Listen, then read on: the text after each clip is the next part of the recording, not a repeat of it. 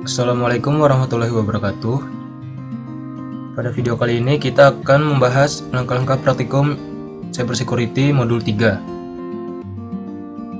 Langsung kita masuk ke langkah praktikum yang pertama, yaitu berkaitan dengan firewall. Kali ini kita mulai untuk skenario pertama, yaitu ICMP blocking. Sebelum itu kita harus memasukkan username dan password terlebih dahulu untuk login ke Ubuntu server sebagai PC server kita. Username-nya adalah MBCLab dan passwordnya Cybersecurity. Setelah itu kita masuk ke super user dengan mengetikkan sudo su, lalu masukkan password Cybersecurity.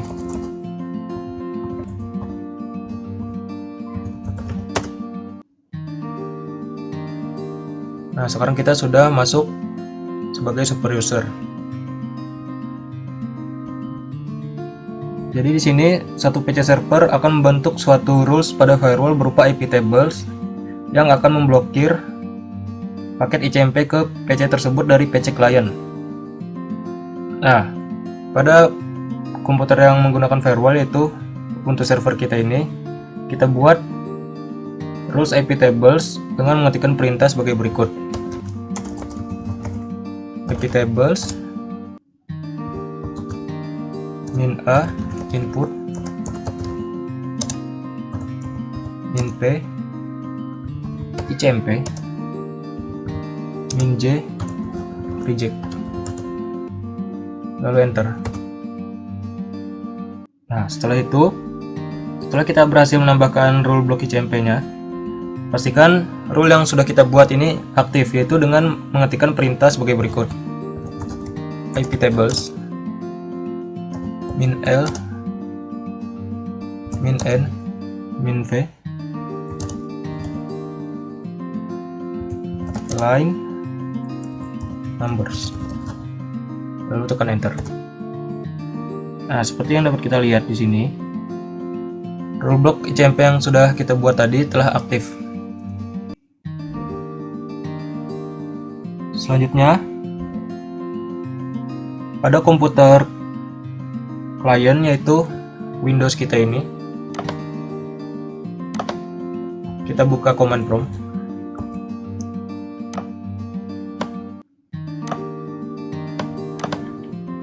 Pastikan sebelumnya untuk networknya kita ubah ke bridge network. Di sini kita akan melakukan perintah berupa ping.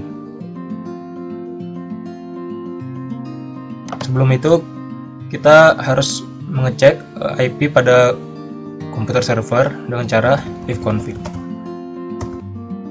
Nah, di sini kita dapatkan IP-nya adalah 192.168.100.8. Maka kita coba ping ke IP tersebut.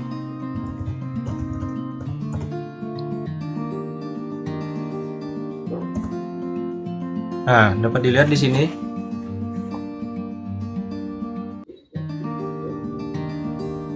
port ICMP telah berhasil diblokir. Buktinya adalah kita tidak bisa mengeping dari PC klien ke PC server dengan ditampilkannya tulisan destination port unreachable ini. Nah, kita telah berhasil melakukan skenario yang pertama, yaitu ICMP blocking. Selanjutnya kita akan masuk ke skenario kedua, yaitu HTTP blocking.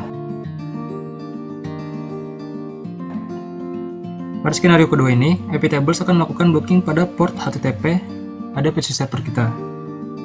Sebelum itu, kita harus menyiapkan suatu website yang akan kita uji nanti. Kita dapat membukanya menggunakan terminal browser W3M dengan cara seperti berikut. Web yang kita gunakan di sini adalah website Lipi. Tekan enter. Nah, dapat lihat di sini web Lipi berhasil terbuka. karena kita belum melakukan HTTP blocking. Oke. Selanjutnya, untuk melakukan HTTP blocking, kita ketikkan perintah seperti berikut: iptables a output min p tcp d port 80 min j drop. Lalu kita tekan enter. Nah, maka iptable telah berhasil ditambahkan. Untuk mengeceknya apakah rule ini sudah aktif, kita dapat menggunakan perintah iptables min l min n min v line numbers. Nah, dapat kita perhatikan di sini sudah ada suatu list baru dengan nomor 1, protokol TCP dan destination port 80 dengan aksi drop, dimana ini akan memblokir akses kita ke website HTTP. Kita buktikan dengan cara menggunakan W3M lagi, ip.gurt.id.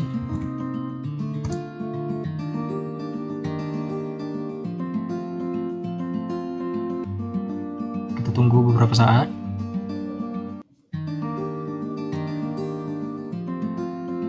Oke, telah terbukti bahwa website LIPI tadi tidak dapat dibuka karena kita sudah memblok protokol HTTP pada web tersebut, sehingga kita tidak bisa mengaksesnya.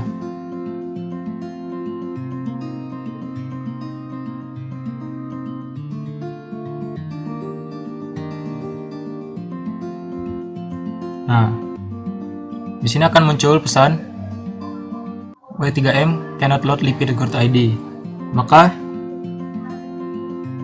skenario kedua kali ini untuk HTTP blocking telah berhasil kita lakukan. Baik, setelah kita menyelesaikan langkah-langkah pada praktikum 1 untuk skenario 1 dan 2 yang telah kita lakukan tadi, selanjutnya kita akan masuk ke langkah praktikum 2 yang berkaitan dengan IDS atau Intrusion Detection System.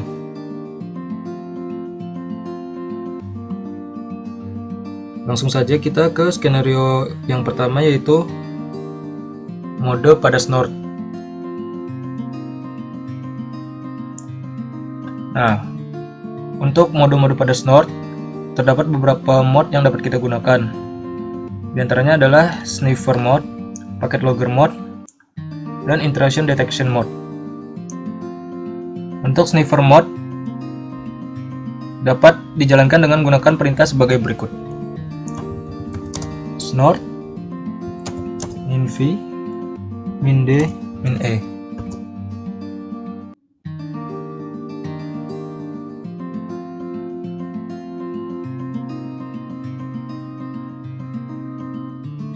Nah, dengan menambahkan beberapa switch yaitu min v, min d, dan min e tadi akan menghasilkan beberapa keluaran yang berbeda.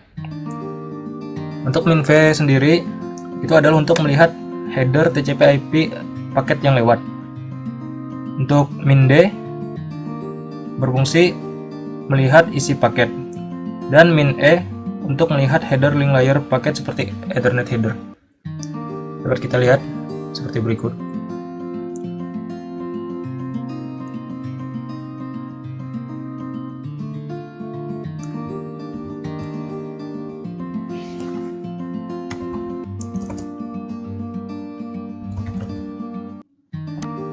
Selanjutnya adalah packet logger mode. Beberapa perintah yang dapat digunakan untuk mencatat paket yang ada adalah sebagai berikut. Kita ketikkan perintah cd var log snort untuk masuk ke dalam directory snort. Setelah itu kita ketikkan perintah snort spasi min dev spasi min e spasi np0s3, di mana np0s3 ini adalah adapter yang ada pada Ubuntu server kita. Lalu min l spasi var log snort. Lalu kita berikan nama paket lognya, misal test log. Lalu tekan enter.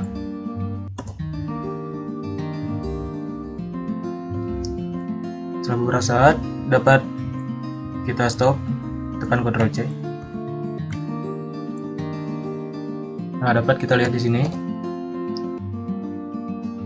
Snort telah berhasil mencatat paket ke dalam file yang telah kita buat tadi, yaitu test.log, dengan isi sebagai berikut.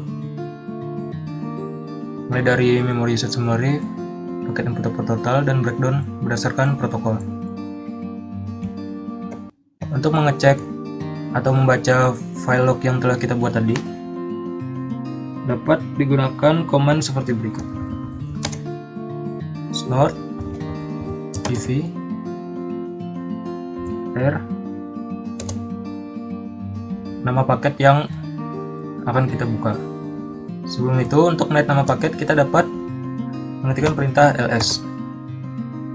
Nah, dapat kita lihat di sini ada beberapa log yang sudah dibuat. Kita coba buka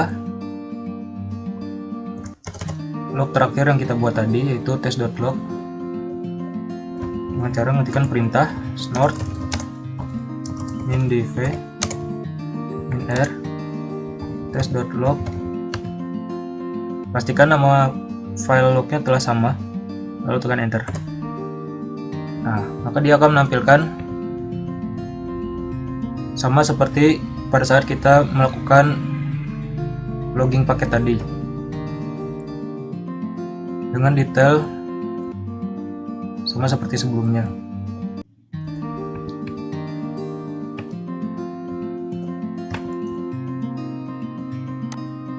Ya, kita telah melakukan praktikum 2 mengenai IDS pada skenario pertama, yaitu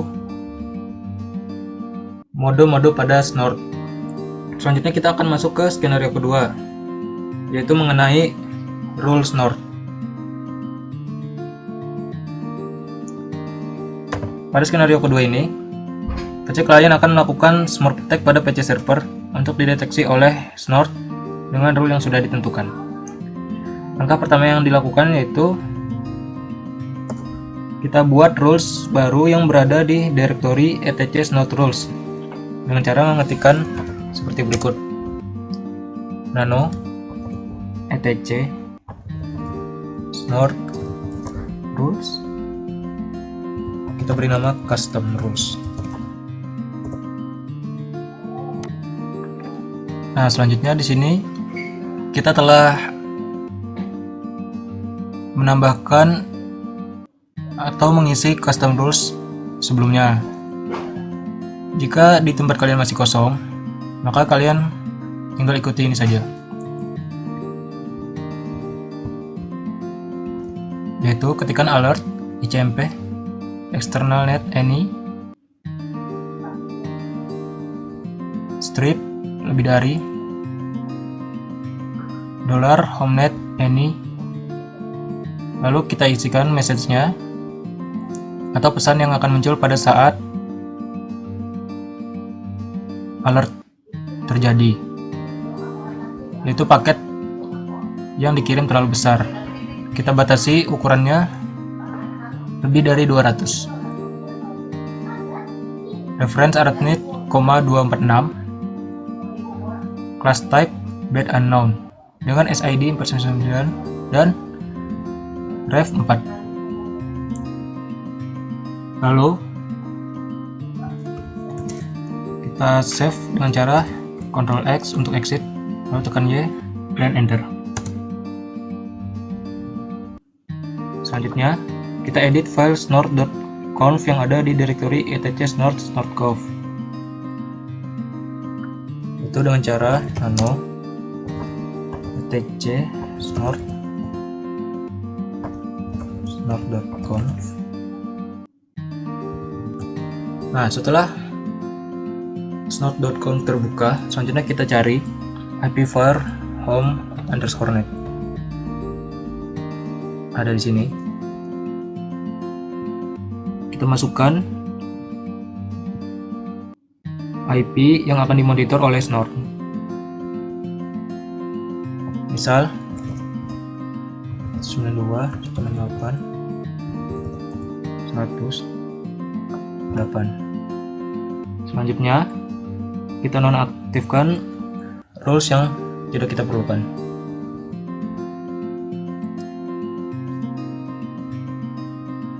Yaitu dengan cara memberikan pagar.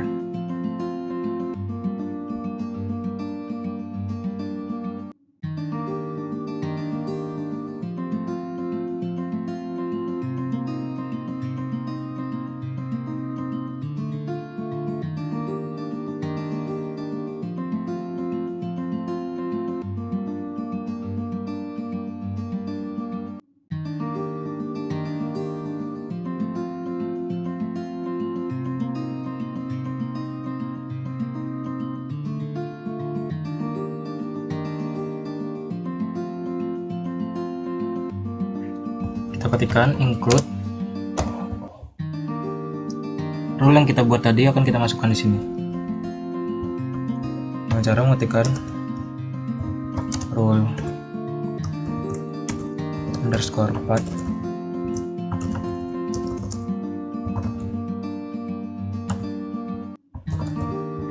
custom rules. Selanjutnya kita simpan, tekan Ctrl X atau tekan Y, enter.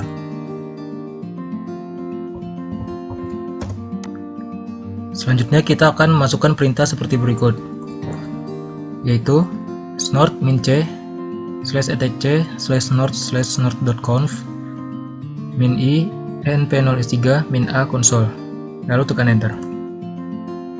Nah, di sini kita telah berhasil menginisialisasi rule yang telah kita buat tadi. Selanjutnya untuk mengeceknya, kita akan menggunakan command prompt dari Windows sebagai PC client. Di sini kita akan coba ping ke IP komputer server,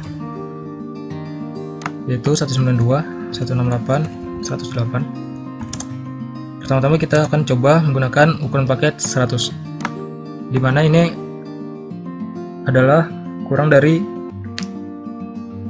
besar paket yang kita tentukan pada rule, maka seharusnya tidak akan muncul peringatan apapun. Kita tekan enter.